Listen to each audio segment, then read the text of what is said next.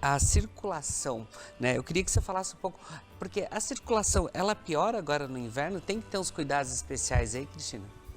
Então, sim, a nossa circulação realmente ela piora durante o inverno, e isso principalmente porque tem alguns mecanismos e estratégias que o nosso próprio organismo cria para manter a nossa temperatura estável. Então, a nossa temperatura corporal ela vai ficar entre 37 graus, próximo de 37 graus, independente de como esteja a temperatura ambiente. E para isso, para ela se manter estável, tem essas estratégias, né? E essas estratégias podem ser tanto comportamentais, quanto fisiológicas, quanto anatômicas. Dentre as comportamentais, a gente pode simplesmente se agasalhar, tomar um café quentinho, se recolher embaixo das cobertas. Quem nunca, né? E também algumas estratégias de anatomia, assim, as pessoas que são... A taxa de gordura, ela funciona como isolante térmico, então... Os gordinhos vão estar mais protegidos, vão ter um melhor isolante térmico. E fora isso ainda, o organismo cria algumas estratégias fisiológicas. E entre essas fisiológicas, os tremores, né? Quando a gente treme, está muito frio, esses tremores, eles fazem produção de calor para a gente se aquecer. Mas o que talvez esteja mais impacto na circulação é que quando em contato com o frio, a nossa superfície corporal, ele é o principal meio para a gente perder calor.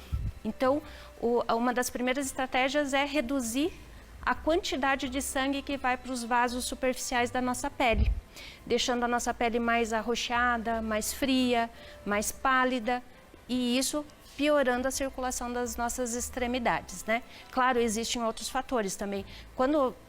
Se o sangue vai está menos na superfície, ele está mais nos sistemas das veias profundas, vai aumentar a frequência cardíaca, vai aumentar a nossa pressão arterial e também um outro efeito que é bastante significativo de risco é que sai líquido dos vasos. Saindo líquido dos vasos, existe uma hemoconcentração e uma maior viscosidade do sangue.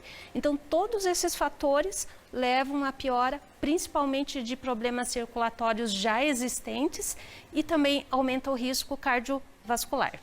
Doutora, mas qual a relação entre a circulação, né, no inverno e as doenças vasculares? Seria esses cuidados aí que as pessoas deveriam ter também?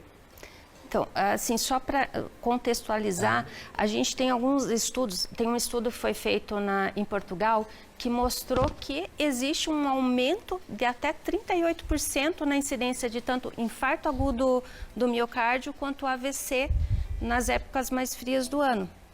E outros estudos corroboram com esse aumento da frequência de risco cardiovascular nos períodos de até 10 a 20%, um aumento do risco para as doenças cardiovasculares durante o inverno em relação aos meses de verão. Claro que não é só pelo clima, né? Existem fatores que interagem com isso, um deles é as pessoas têm menores níveis de atividade física no inverno, as pessoas tendem a consumir mais alimentos mais calóricos, mais gordurosos. Então, esses fatores todos, eles contribuem para aumentar o risco cardiovascular. E talvez a enfermidade vascular mais suscetível ao frio é a doença arterial obstrutiva periférica. O que acontece nessas doenças? Tem aquela deposição de aterosclerose, né? Forma placas de gordura, de cálcio, que vai obstruindo a luz do vaso e vai dificultando a passagem do sangue. E com isso, o que acontece? Graus diferentes de isquemia. Então, se a temperatura estiver baixa, vai piorar ainda mais essa isquemia. Vai agravar os sintomas, vai ter mais hospitalizações. Doutora Cristina, mas quais são os sinais de alerta que as pessoas que indicam que há algo errado com a circulação, que elas devem ficar atentas e falar, opa, algo ali está acontecendo? Então, no caso da doença arterial obstrutiva periférica, que é a mais suscetível a frio, o sintoma talvez mais frequente é a dor. No caso da doença obstrutiva, nós temos a dor que se chama claudicação intermitente. O que é isso? Quando a pessoa vai caminhar, ela sente uma dor, geralmente na perna, ela caminha até essa dor se tornar insuportável, ela tem que parar, dar uma paradinha, em poucos minutos essa dor para, cessa. Se ela voltar a caminhar a mesma distância, ela vai ter que parar de novo de dor na perna. E um sinal de alerta é se essa distância estiver diminuindo, ou seja, ela caminha 500 metros para ter a dor e agora ela está caminhando só 100 metros, é um sinal de alerta. Outros sinais que pode acontecer é a formação de feridas que não cicatrizam. Está lá 1, 2, 3 meses, úlceras isquêmicas que não cicatrizam. As extremidades, né, mãos e pés extremamente frios, pálidos, roxinhos, que a gente tenta aquecer com roupa, com coberta e aquecer o ambiente e ele não esquenta. Também não pode ser menosprezado, principalmente nos pacientes diabéticos e nos pacientes cardiopatas. Doutora Cristina, as pessoas agora nessa época também eles gostam de viajar para lugar que é bastante frio, que tem neve e tal.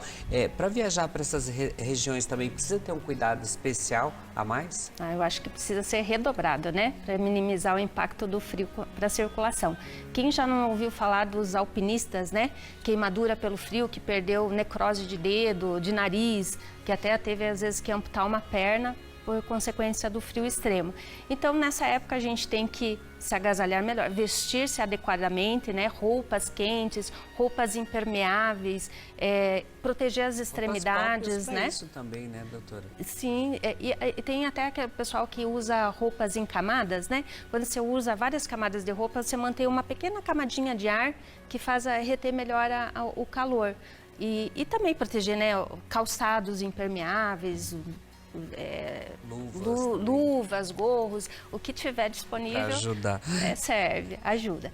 Aí fora isso, manter-se ativo, né? A gente tem que, mesmo no inverno, principalmente no inverno, a gente tem que fazer atividade física regular, estimular os nossos idosos, porque é o grupo que mais é suscetível ao inverno, é o idoso. O idoso tem o mecanismo de estratégia de regulação da temperatura mais deficiente no idoso.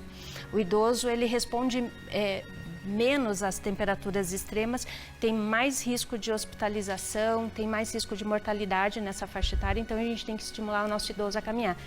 Uma dica que eu falo bastante no consultório é assim, as atividades indoor, né, dentro do ambiente fechado, bicicleta, aquelas mini bicicletas ergométricas que os fisioterapeutas utilizam, serve até para as pessoas que têm menos mobilidade. E outros, né, fatores é alimentação adequada, né, a gente evitar exposição prolongada ao frio, né, as atividades fora dos ambientes fechados, ao ar livre, a gente, né, sempre que possível, se recolher a um ambiente mais aquecido.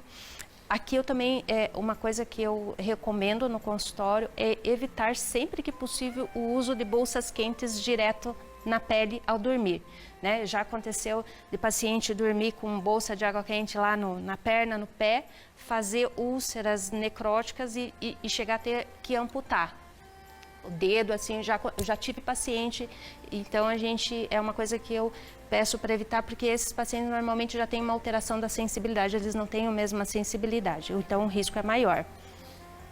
E ainda, além disso, tem que evitar o tabagismo, tem que fazer um controle de doenças pré-existentes, do diabetes, colesterol, pressão arterial, né?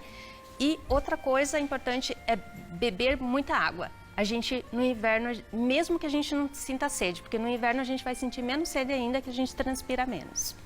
Doutora, e assim, e por que é indicado realizar a cirurgia das varizes mais no inverno? Então, a cirurgia de varizes, na verdade, a gente faz o ano inteiro, mas é mais confortável para o paciente fazer a cirurgia no inverno, porque o clima mais ameno vai prevenir tanto inchaço quanto inflamações, né? E vai facilitar também o uso da própria meia elástica.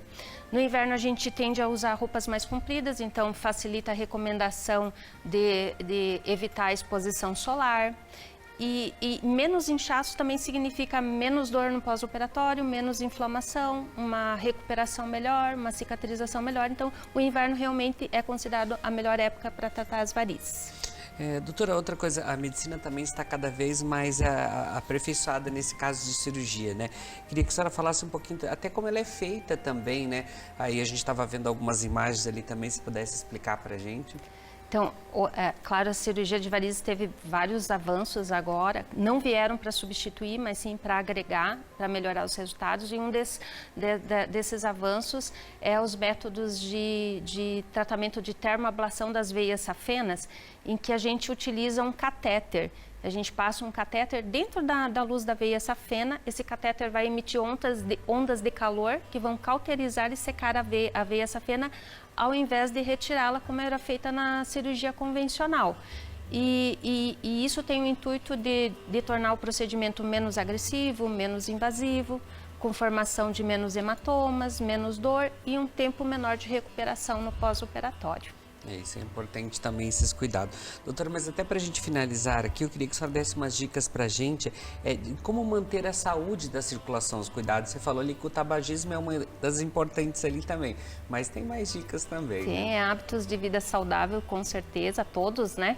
Exercício, atividade física regular, evitar o tabagismo, manter-se no peso ideal, ter um tempo de descanso adequado também, evitar o tabagismo, controle de doenças crônicas como diabetes, hipertensão, tabagismo, e, se possível, um check-up vascular, tentar tratar as doenças, as enfermidades vasculares já nos seus estágios iniciais também ajuda bastante. Ainda mais se tem ali alguém na família que já tem também, ter esses cuidados é muito importante, que a prevenção já ajuda também, né, doutora? Uhum, com certeza. Bom, gratidão, obrigado por tirar nossas dúvidas aí, eu vou deixar também o Insta da doutora, de repente se tem mais dúvida, quer saber mais aí sobre os cuidados.